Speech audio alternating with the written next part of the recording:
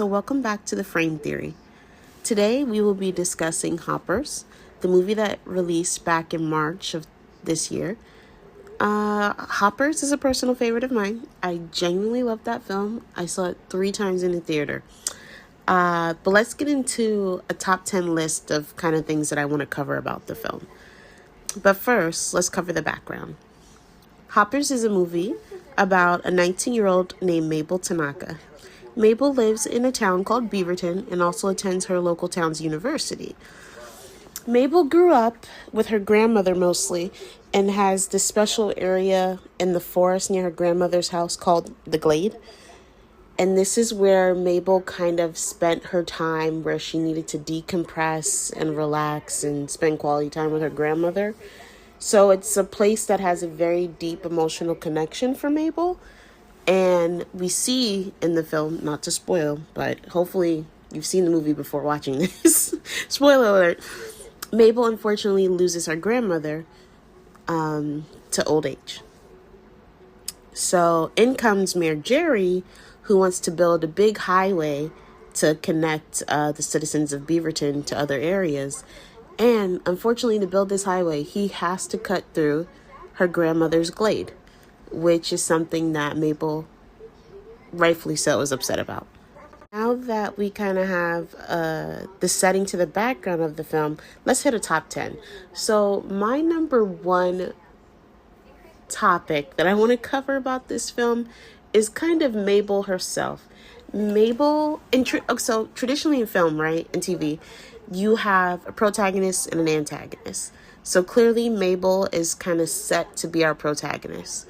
What I've been noticing as of lately with the film and TV is that we're starting to create characters that are not perfect. So like, while Mabel is supposed to be our protagonist, she is not perfect. And I actually really love that because it shows that people are multifaceted and that there is a little bit of a gray area. There's not always black and white.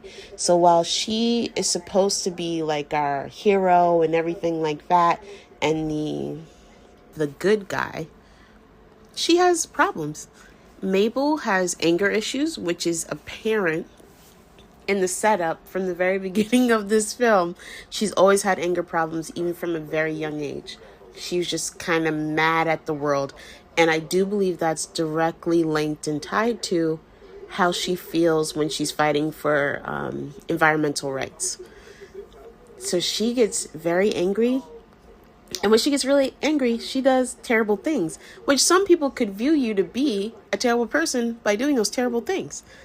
However, as the film goes along, Mabel learns how to control her anger better and how to use her passion that she has for trying to save the environment for good, which I completely loved. I love that entire storyline and her personal development throughout the film. Now, number 2, the storyline of this film featuring environmental issues and how we should be more conscious about how we treat our environment. Beautiful, amazing, chef's kiss, love it.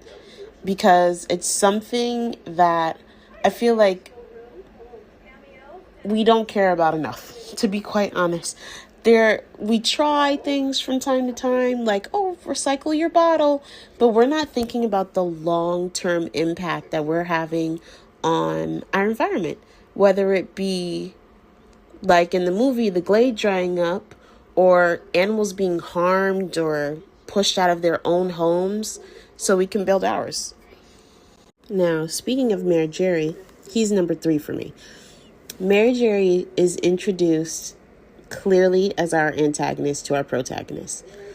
He's, so to speak, the villain of the film, or so we think when he's first introduced to us. Very easy to hate him, very easy to dislike him. But once again, as the film continues on, we see a complete change and growth within his character as well, just as we do in Mabel. He starts out only caring about himself and his re-election and the things he can do to please his citizens. And by the end of the film, he and Mabel actually make once again, spoiler alert, guys. Spoiler alert. If you have not watched this film, please don't watch this video. But by the end of the film, him and Mabel, I would even go as far to say as they became friends. Because she taught him the importance of saving the environment and caring about the animals. And then he also taught her how to kind of manage that anger a little bit, because she had the history before from her grandmother and stuff like that. But he also helped her grow in a different way. And they saw each other eye to eye instead of being mutually destructive with her fight for environmentalism and his fight for commercialism. Now, this brings me to point number 4, the environmental message behind Hoppers. Now, I have seen a lot of discourse online, whether it be on Twitter/X, Instagram, or even on YouTube itself, that people had a problem with the environmental message that was given in Hoppers. And I don't think that it's wrong. People may have a problem. I've seen a lot of people call it a very pacifist way of solving the issue. And I would argue that that's probably the right way to go about it.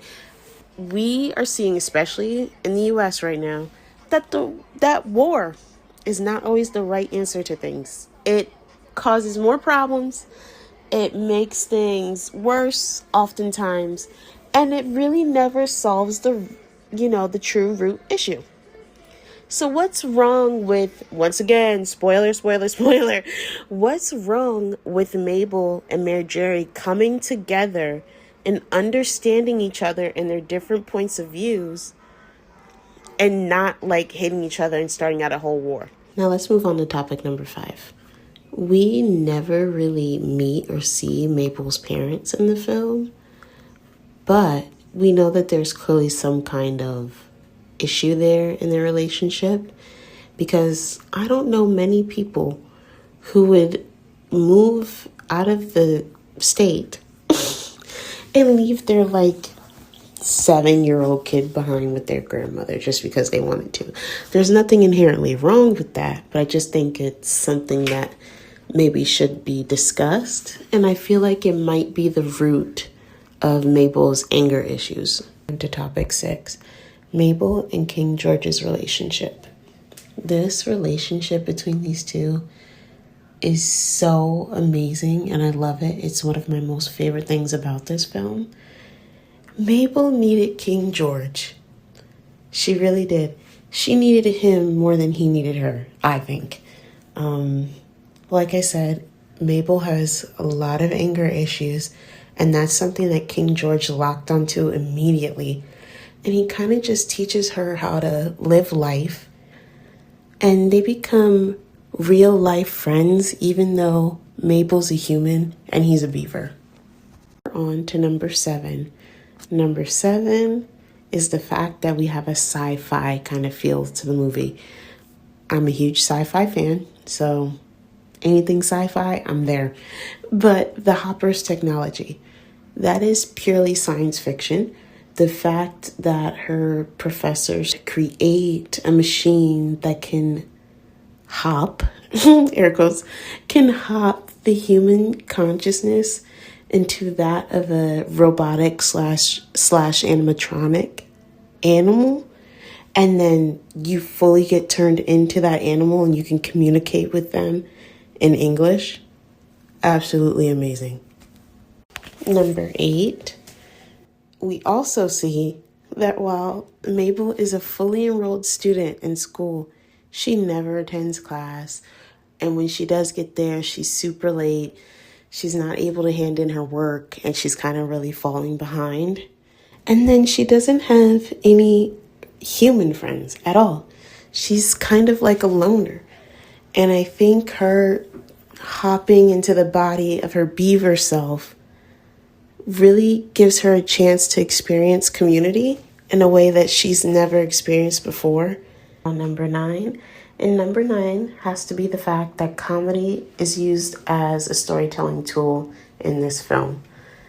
I believe that usually when people talk about environmentalism and, trying to do right and be green, we tend to get a little apprehensive to it, like somebody's trying to change our way of life or living.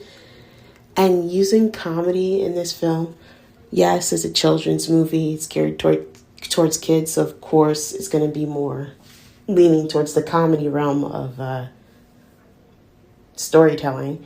But I think it's also a great tool in doing so because it gives you a serious topic without making you feel like everything is doom and gloom. And people are more receptive to a message that way.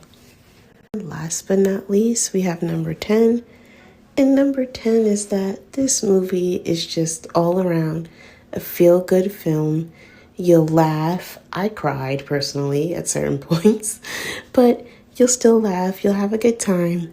It's something for kids, obviously, but also something for adults. And I think, honest to God, that in our current, climate, that everyone should go out and see this movie. It's a 15 out of 10. If I could have seen it 15 more times out of the movie theaters, I would have. But alas, I did not. So, thank you everyone for joining the Frame Theory, and we'll speak to you guys soon. Bye.